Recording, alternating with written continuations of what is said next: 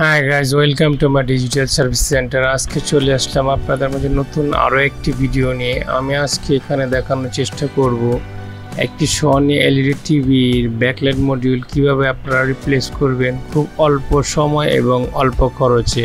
আমি এখানে একটি 12 ভোল্টের বাক মডিউল দিয়ে এটিকে রান করার চেষ্টা করব। আশা করি সাথেই থাকবেন। Let's go. বন্ধুরা, আমার হাতে একটি মডিউল দেখতে পাচ্ছেন, ডিসি টু ডিসি মডিউল। এটি মডেল নাম্বার হচ্ছে LX6009 মডেলের।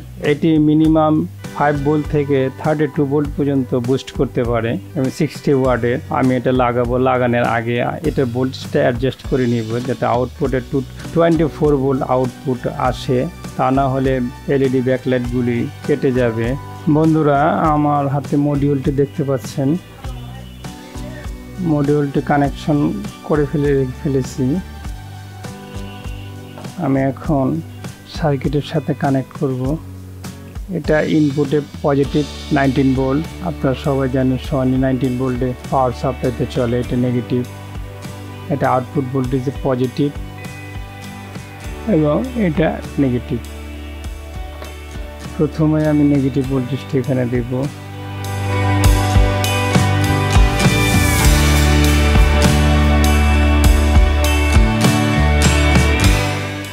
এটা এলইডি নেগেটিভ কানেকশন,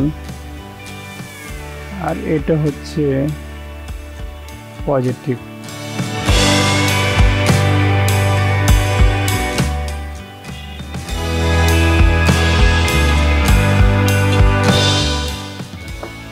আশা করি রানিং হবে। আমি এখন ট্রাই করব। রানিং অবস্থা ভোল্টেজটা মেপে দেখতে হবে।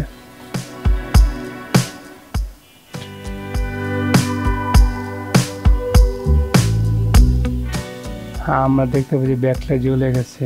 24 ভোল্টে ব্যাকলাইট জ্বলে গেছে।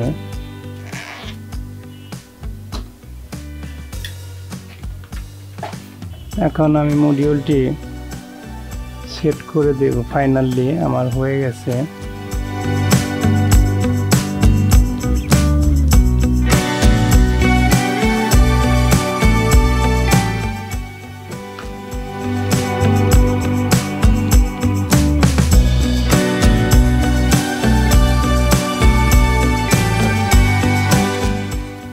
ফাইনালি হয়ে গেছে।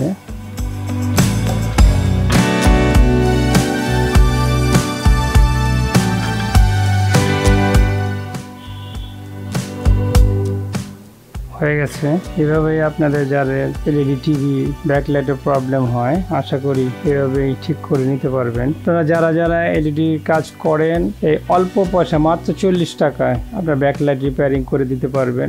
বিশেষ করে সনিগুলির ভোল্ট কম লাগে, মোটামুটি 24 কিংবা 32 ভোল্টের ভিতরে ব্যাকলাইট জ্বলে। যাই হোক, ভিডিওটি ভালো লাগলে অবশ্যই কমেন্ট করবেন এবং লাইক করতে ভুলবেন না। ধন্যবাদ। নতুন ভিডিও নেক্সটে আসবো। আশা করি ভালো থাকবেন, সুস্থ থাকবেন। অনেক ধন্যবাদ।